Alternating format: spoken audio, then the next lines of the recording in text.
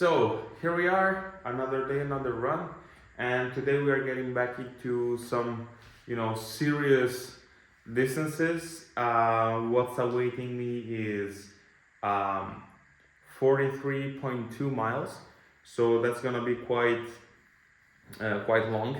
It's a very long run, almost a marathon, in fact, in training, and it's gonna be interesting because my blood sugars have been trending slightly higher tonight, and that's completely my fault because in the past couple of days I've been traveling and thus eating, in a little bit in an erratic way, not really paying too much attention to the ratios. This is something that I need to improve, in the way I handle traveling, and so I paid for it kind of tonight. I was slightly above 230, and so what I did was super early this morning I gave some insulin just to help blood sugars come down to range, so at least I can start my run without hyperglycemia, because of course that's entailing like dehydration, cramps, and not being able to fuel. And of course I will need to eat a lot of glucose gels and stuff. So now it's been 3 hours since the insulin injection, and I will not start before 15-20 minutes. So I always leave at least 2.5-3 hours between the injection and the run, because otherwise there is an overlap of insulin and running, and that would basically mean that I go low during the run. So it's pretty much guaranteed. So the problem though is that my CGM is giving me errors, is going, it's not receiving data. I don't know what's going on. I just changed it a couple of days ago. So this is gonna be extremely it's not ideal, let's say, because I don't know. Oh, okay, it just came back. Look, 129. So let's hope I keep receiving the data, and now I'm gonna eat a banana. And then I will start the run. And my plan is to take one gel every 45 minutes. But in reality, I think I will just eat proactively based on what my blood sugars is telling me. So if it's trending a little bit higher, I will wait some time to bring it down. If it's trending lower, so I see a downward arrow, I will eat some more. And so I will just balance my blood sugars with the running as I go. So banana, if I remember something, if I remember to shoot something while I'm running, I will shoot something, but I might as well forget, because being in the zone. Let's see.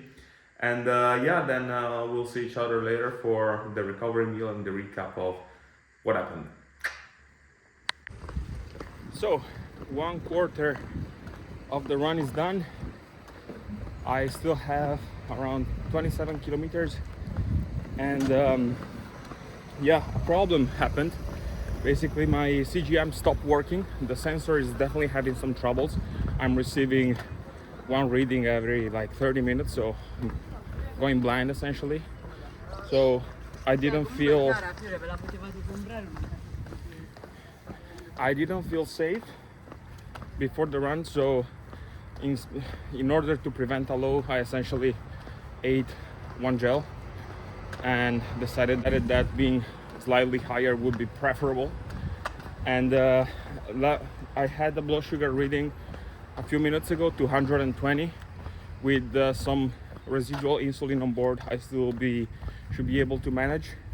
So right now I had half a gel, just because the next leg is very intense, and then the next walking break is in 9 kilometers from now, so I will decide what to do then. Let's go. Okay, second break, and I have 18 more, 19 almost kilometers to go.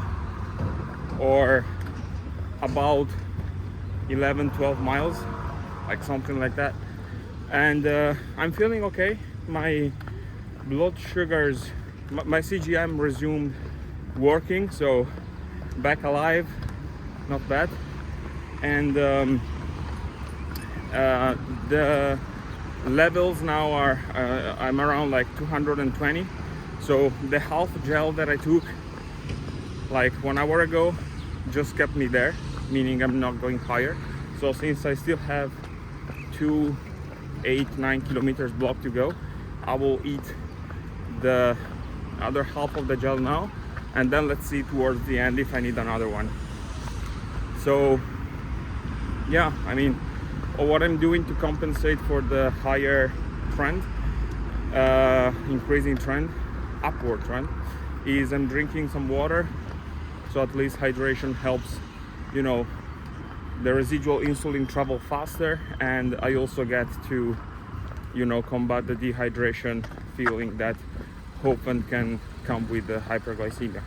So yeah, second part of the breakfast, and then let's, you know, bring this home. Now we are hovering the 200s. Great, because I didn't spike, but the residual insulin did its job, so it's you know, handling the glucose that I'm giving, that I'm eating. And so now I have 9 kilometers to go, 6 miles or something like that. So yeah, I think I'm going to eat a small glucose bar, like a gummy, which has 20 grams of carbs only, so that should be enough. Okay, last mile. This is cool down. Went well. I feel tired but not overwhelmed, which is good. Very good signal. And I don't know if you can see it, but my blood sugars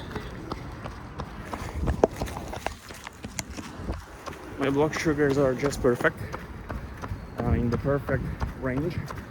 They are 147 milligram per deciliter now, trending down, which is perfect because I'm about to eat my recovery meal, which is in fact lunch, because it's like 1 p.m. And yeah, I'm glad, because it was not easy with the CGM issues at the beginning, and the slight hyperglycemia at the beginning as well. So I had to manage my carb intake to accompany my blood sugars down to range without spikes and without corrections in energy. So good job.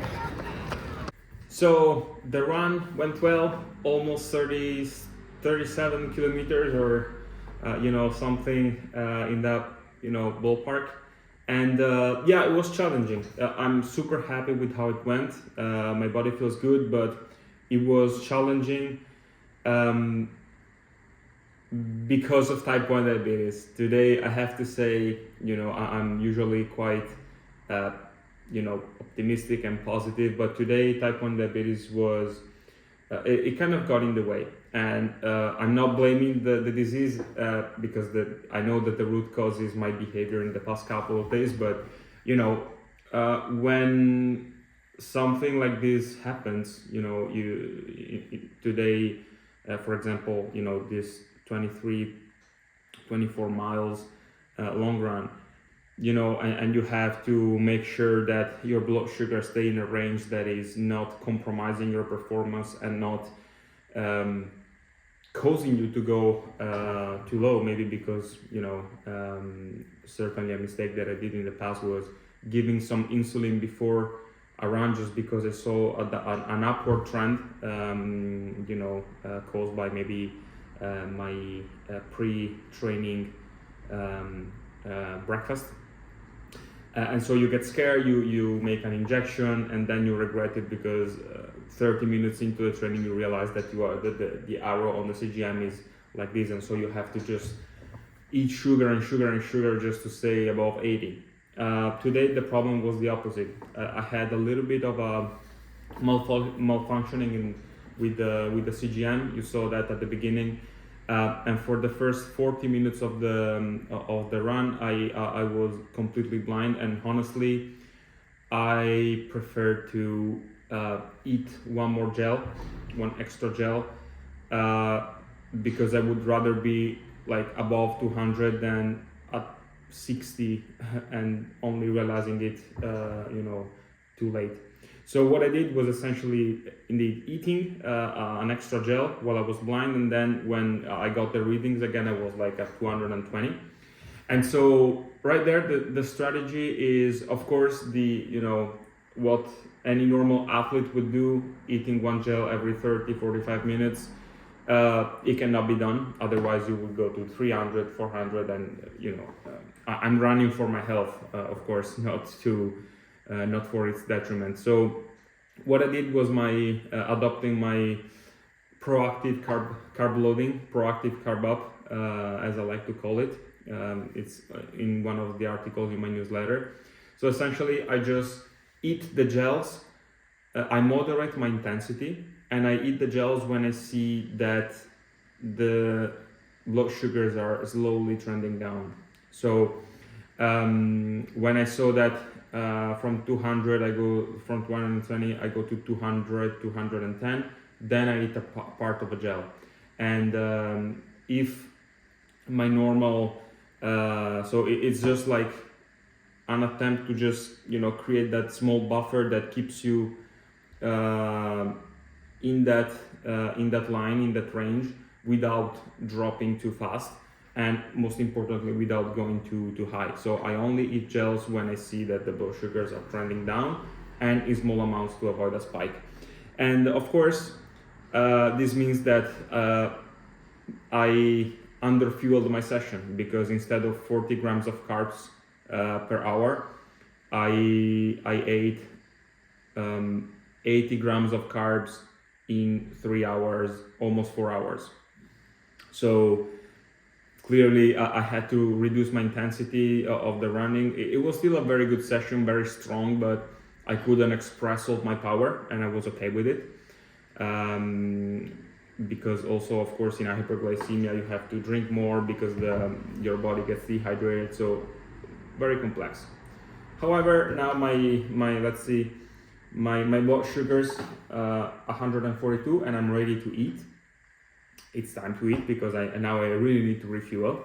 And I prepared, this is actually leftovers from yesterday. Essentially, this is green beans with some broccoli and cauliflower, but underneath there is like, you cannot see it, but there is like white rice cooked with tomato sauce and chickpeas. And I calculated the macros. Of course, there is salt and everything. I definitely need salt again. To give you an idea, I lost like 2.5 kilograms during this run, all liquids and sodium. So I need to reintegrate now. So the macros for this are around 270 grams of carbs, around 50 grams of protein, and 9 grams of fat. I'm probably going to bump up the fats a little bit, maybe with some olive oil or some chia seed or some I don't know, nuts. But this is it, and this is also the first real meal of the day, because except for the 2 gels and the banana, that's all I ate for today until this point. So I'm definitely going to eat more as a snack and also as dinner. But yeah, so this is what I'm going to eat. Probably not all of it. That's why I also took a little bit less insulin than I would normally do. I cut the dose in half already because of the run, and I took even less than that, because I'm not sure I'm going to be able to go through all of this, to be honest. But yeah, let's see. So now I will eat, because I need to eat. I'm really hungry, and a massive calorie deficit. And yeah, the goal for today is to keep blood sugar stable, and start with a blank slate tomorrow. See you at dinner. So let's wrap up the day. I am having dinner, and I just roasted some vegetables. This is cabbage with some olive oil, salt and pepper. I added olive oil. I don't overuse it. It's not an ingredient that is usually in my meals, but I was really in a calorie deficit, so I needed to bump up the calories somehow, and olive oil was the most accessible way. I actually had a snack also between lunch and dinner, which I didn't show in the video, but essentially I had one focaccia, one apple, and focaccia and apple, and some peanut butter, like 1 spoon or something like that. So not too much, but just to reintegrate the carbs. Now my blood sugars are doing okay, so I'm happy with it, because the fats that I ate, the peanut butter, some olive oil also in the focaccia, and some seeds, help me avoid lows. Because after, when you reach peak insulin sensitivity after such a long run, the risk is that several hours after the training is finished, you get a peak insulin sensitivity and you just drop. And so by introducing some fats,